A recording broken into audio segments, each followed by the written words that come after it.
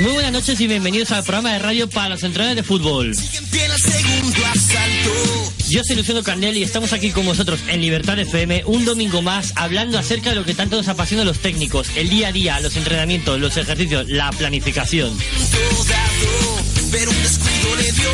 Y por supuesto hablamos siempre de la actualidad. Por eso hoy tenemos a un entrenador que está de moda últimamente, pero que ha tenido también que luchar en el barro de la categoría regional de Madrid. Desde las profundidades del fútbol más humilde, nuestro invitado de hoy nos demuestra una vez más que con sacrificio y dedicación es posible llegar a la posibilidad de abrir la puerta que te conduzca a los máximos niveles del fútbol internacional. ¿Te imaginas preparando un entrenamiento de la regional madrileña y años después de un campeonato de selecciones a nivel continental? Quédate y te contaremos los mejores secretos para conseguirlo. Con la repercusión creada del programa anterior, incluso con muchos países de Centro y Sudamérica, nos alegra saber que el gusto por el fútbol es capaz de traspasar fronteras nacionales. Desde aquí, mandar un saludo y dar las gracias al profe del domingo pasada, el míster Juan Manuel Lillo, y a nuestros dos invitados, entrenadores también, Lucas Oviña y Rubén Cantabrana. No te entretengo más, toma asiento, únete y disfruta de una cena muy futbolera. Comienza contigo la cena del míster. Muy buenas noches, míster, un domingo más, intentando acercar a nuestros oyentes a los mejores entrenadores del fútbol español y de otras fronteras, como es el caso de hoy. No podía ser de otra manera, tenemos con nosotros a un gran míster, seleccionador de equipos como el San Sebastián de los Reyes o el Alcalá, y fuera de nuestras fronteras, como adelantábamos, director técnico de la selección femenina y actualmente de la masculina de Guinea Ecuatorial. Hoy está a los micrófonos de Libertad FM Esteban Becker. Muy buenas noches, míster. Hola, buenas noches. Chicos. Pedazo de nivel. Pedazo de nivel. Estábamos hablando antes con el micrófono apagado, Dani, que es un entrenador que es internacional, es decir, ahora mismo se le conoce en el panorama, pues como digo, internacional, con un artículo incluido de la FIFA, y sin embargo empezó aquí en Madrid, es decir, es un entrenador nuestro, si te podemos llamar así, que además tenemos muchos amigos en común, tanto tú como yo. Total. Y tenemos la suerte de que está aquí con nosotros, de que podamos disfrutar de esa experiencia de vivir en África. Es la suerte que tiene la cena del míster, el poder contar con profesionales como tú, Esteban, que se han surgido, ¿verdad?, del fútbol madrileño, del que todos trabajamos día a día y del que estábamos hablando, que todos nos unimos, todos nos conocemos al fin y al cabo en el mundo del fútbol, y hoy podemos estar hablando de ya una experiencia a nivel intercontinental, con una selección pues con la repercusión que ha tenido Guinea Ecuatorial, con esa grandísima clasificación de la cual ya desde aquí te damos la enhorabuena por ese magnífico campeonato que habéis protagonizado. Así que, bueno, pues deseamos que disfrutes esta cena. Muchísimas gracias. Ante todo, felicitarlo por el programa, porque creo que es un programa que habla de fútbol, sobre todo de la técnica, la táctica, la metodología del fútbol. Y bueno, estamos los que vivimos rodeados de fútbol, gustosos de que haya un programa así, porque generalmente en el del fútbol se habla mucho programas tipo salsa rosa, ¿no?, de fútbol. Y bueno, vamos a los papeles, que es todo lo que sucede en los 7.000 metros cuadrados del campo, ¿no? Está esta mañana en Mestalla viendo in situ el Valencia-Getafe y bueno, pues brevemente el Valencia gana 1-0 sin que hubiera un gran dominio del balón, sin que hubiera un gran dominio ni del partido ni del esférico. Sin embargo, ha logrado ganar tras un pequeño error en defensa del Getafe, ha provocado un penalti a Negredo, penalti transformado, gol 1-0 y a casa. Nada más. ¿Por qué nada más? Porque el Valencia tenía un plan A, que era centros laterales, centro desde la banda, sobre todo a través de Piatti Gallá y de Barragán por el costado derecho, sobre todo a Negredo, el delantero centro, y aproximadamente habrá habido como unos 10, 12, 15 centros en todo el partido, de los cuales no ha rematado ninguno el Valencia. Únicamente Negredo, uno en la segunda parte, al palo, eso sí, a punto de ser gol, pero la única ocasión que ha tenido de esa jugada de centro banda. Entonces, míster Esteban, queríamos comentar contigo. En este caso, siendo tú un uno, ves que tu plana, que son los centros por banda, como suele hacer el entrenador portugués, no funciona, ya que tu delantero, en este caso Negredo, como los jugadores de segunda línea, no llegan a rematar.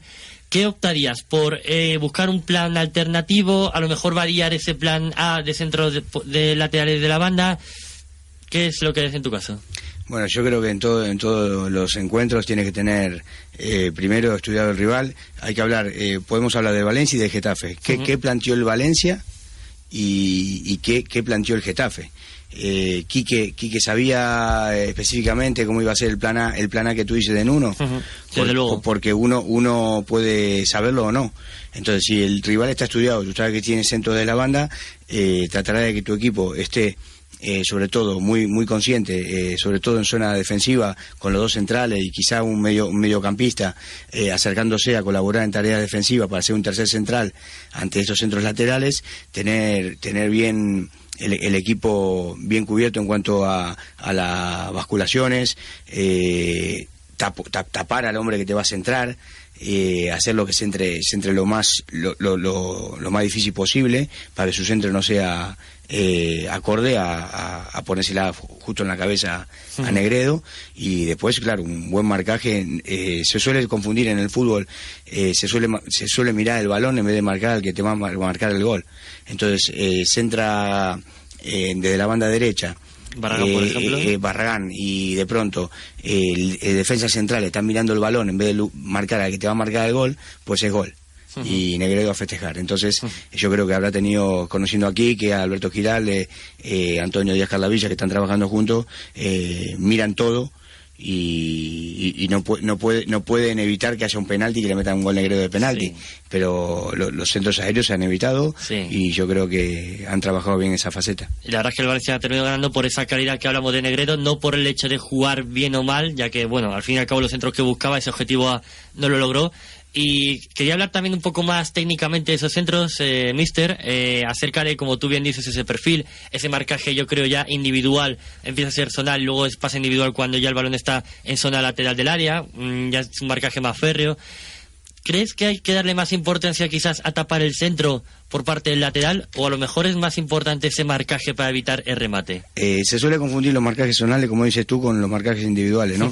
Los marcajes zonales son individuales en la zona pequeña, en la zona caliente del área. Sí. Cuando más cercano estás de tu portero, de tu portería, los marcajes se hacen, los zonales son individuales. Igualmente Ramos seguirá haciendo goles, Godín seguirá haciendo goles, porque es difícil contrarrestar el talento, ¿no? En este caso hoy el Getafe contrarrestó el talento de Negredo en cuanto a las acciones de disputas aéreas, pero al final, bueno, el Getafe se viene de vacío, ¿no? De Mestalla. Una pena para ello, la verdad. Me parece muy interesante, Luciano, la pregunta que acabas de realizar a nuestro míster. Esa idea, que lo hablamos muchas veces, esa idea del lateral, nuestras indicaciones como entrenadores que le damos al lateral de si tiene que ir a tapar ese centro o si tiene que ir a defender ese centro ya en área.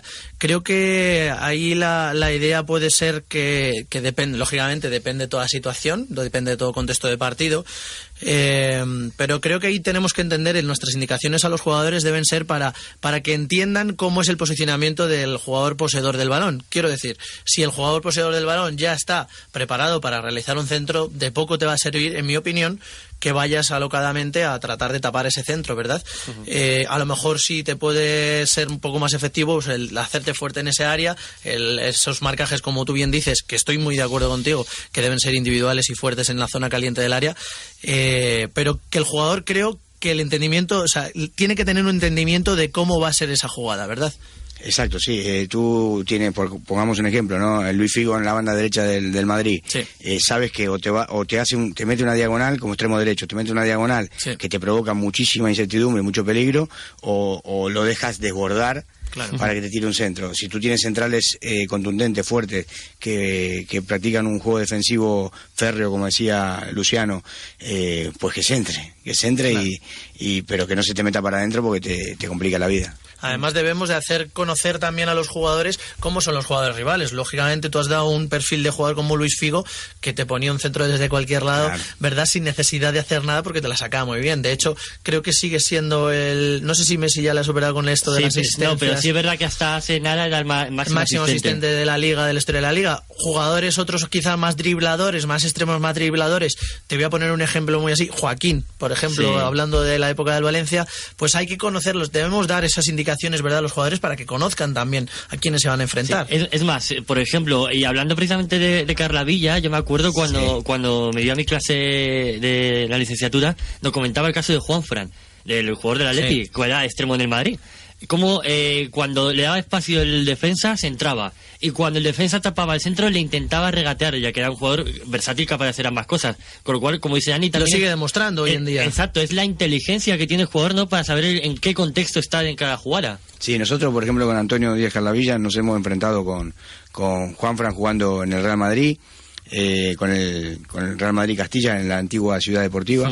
Era un extremo derecho fantástico y nos provocó muchísimo problema. Nosotros fuimos con el Sanse, recuerdo el partido que perdíamos 3-0 y al final terminamos empatando 3-3, ¿no?, en ese campo tan difícil.